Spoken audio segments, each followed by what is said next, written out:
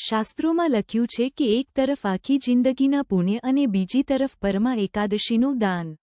આ એકાદશીએ એવી કઈ ખાસ વસ્તુઓ છે જેનું દાન કરવાથી અબજો ગણું ફળ મળે છે અને ગરીબી હંમેશા માટે દૂર થાય છે। 2026ની આ પરમા એકાદશી કઈ તારીખે છે, પૂજાનું શુભ મુહૂર્ત અને વ્રત છોડવાનો સાચો સમય કયો છે?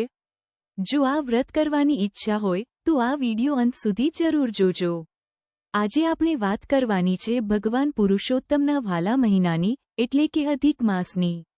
આ પવિત્ર મહિનાના અંધારિયા પક્ષમાં કૃષ્ણ પક્ષ એક બહુ મોટી 11 આવે છે, જેને આપણે પરમા એકાદશી કહીએ છીએ। આ મહિનામાં તમે નાનું એવું પણ ભક્તિનું કામ કરો, પૂજા પાઠ કરો, કોઈને દાન પુણ્ય કરો, ભગવાનનું નામ લો કે માળા ફેરવો, એનું ફળ ભગવાન આપણને 1000 ગણું વધારે આપે છે।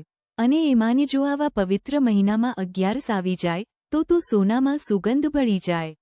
આવો રૂડો અવસર કાંઈ રોજે રોજ નથી આવતો, પૂરા 3 વર્ષે એકવાર આવે છે।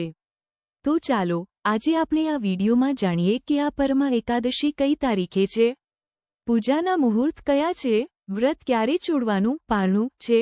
પંચાંગ પ્રમાણે જોઈએ તો આ વખતે પરમા એકાદશી 11 જૂન 2026ને ગુરુવારના દિવસે આવશે। 11ની તિથિ 10 જૂનની અડધી રાત્રે બપોર વાગ્યાને 57 મિનિટે બેસી જશે અને 11 જૂનની રાત્રે 10 વાગ્યાને 36 મિનિટે પૂરી થશે।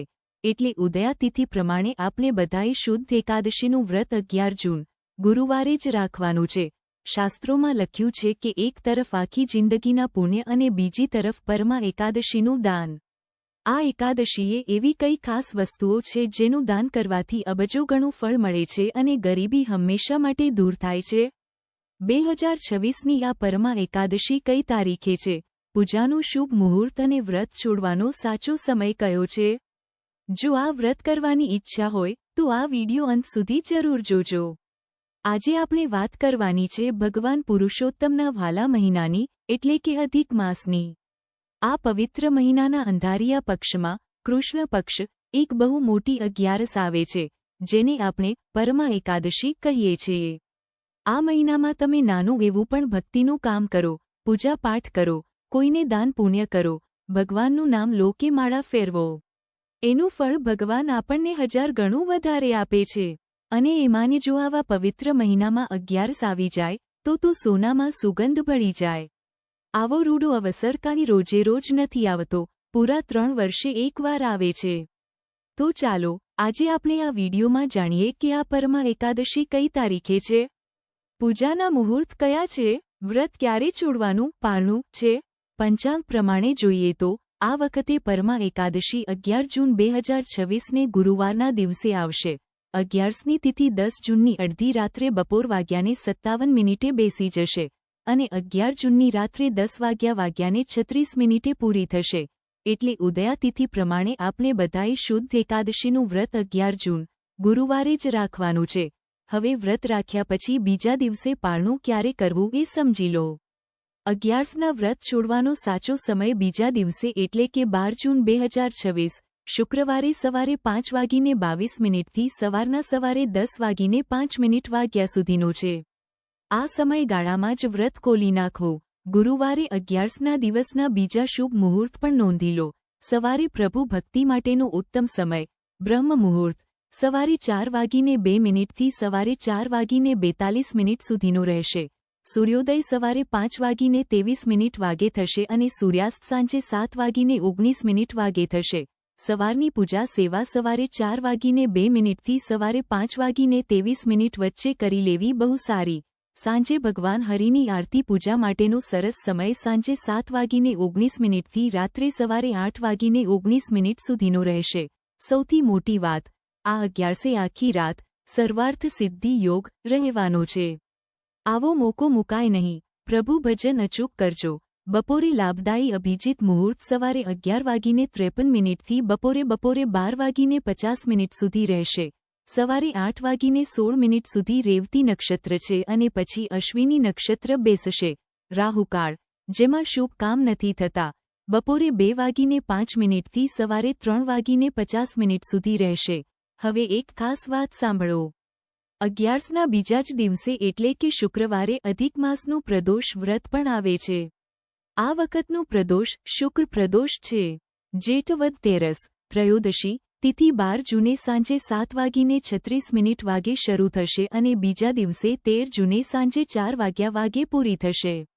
પ્રદોષકાળની પૂજાનું મુહૂર્ત આપણને 12 જૂને જ મળે છે, એટલે શુક્ર પ્રદોષનું વ્રત 12 જૂને જ રખાશે. આ દિવસે સાંજે પૂજાનો સમય સવારે 7:36 થી રાત્રે સવારે 9:20 સુધીનો રહેશે.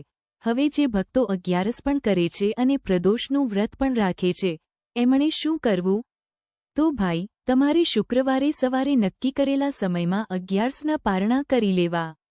પારણું કરતી વખતે ઠાકોરજી અને ભોળાનાથને પગે લાગી ભગવાન વિષ્ણુને ધરાવેલા પ્રસાદના ચોખાનો એક દાણો મોંમાં મૂકીને 11નું વ્રત ખોલી નાખો અને પછી તમારું પ્રદોષનું વ્રત આખો દિવસ ચાલુ રાખો.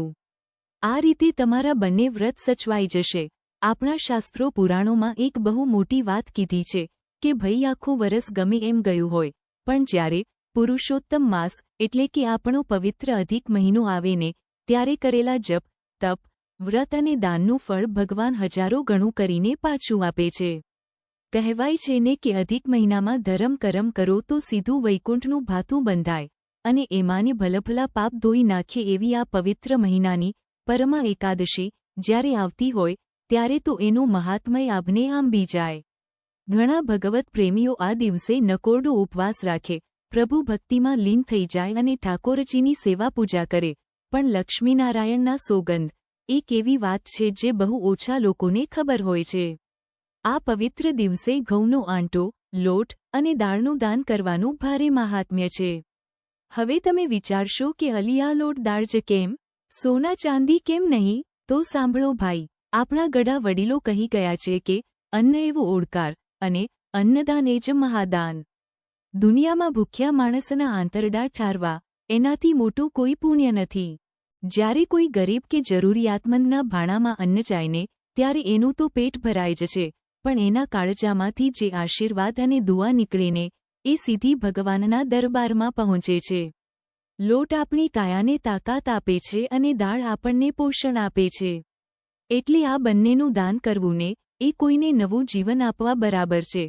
પુરાણોમાં તો ત્યાં સુધી લખ્યું છે કે જે જીવ ભગવાનનું નામ લઈને કોઈ ભૂખ્યાને અન્નનો ટુકડો આપે છે ને, એના ઘરે અન્નપૂર્ણામાં ક્યારેય ખૂટો આવવા નથી દેતી. એના ઘરના ભંડાર સદાય ભરેલા રહે છે. આવનારી 11 જૂન 2026ના રોજ આ પરમાં એકાદશીનો રૂડો અવસર છે. તે દિવસે તમારાથી બને એટલું શક્તિ પ્રમાણે થોડો લોટ અને દાળ કોઈ ગરીબને ત્યાં આપી આવજો. આ ખાલી ધર્મની વિધિ નથી મારા વ્હાલા, આ તો કોઈના ચહેરા પર સ્મિત લાવવાનો અને ઠાકોરજીને રાજી કરવાનો સીધો રસ્તો છે. પ્રભુ તો ભાવના ભૂખ્યા છે, એને સોના મોહરો નથી જોઈતી, એને તો આપણી ભક્તિ, સેવા અને દયાભાવ જોઈએ છે. તો બસ આ 11સે મનમાં રામ નામનું સ્મરણ કરો, શ્રદ્ધાથી વ્રત પૂજા કરો અને બનતી કોશિશે લોટ દાળનું સીધું દાન કરો. મનમાં એક પાકો સંકલ્પ કરી લો કે જીવતે જીવ કોઈ દુખિયાની વહારે જરૂર આવીશું. બસ આ એક નાનકડો સંકલ્પ જ તમારા જીવનનો સૌથી મોટો આશીર્વાદ બની જશે. જો તમને આજનો વિષય ગમ્યો હોય તો લાઇક શેર કરજો અને નવા હો તો સબસ્ક્રાઇબ કરજો. અતિશય પવિત્ર એવા પુરુષોત્તમ માસમાં આવા શુભ યોગોનો લાભ લેવાનું ભૂલતા નહીં. હર હર મહાદેવ. શ્રી પુરુષોત્તમ ભગવાનની જય.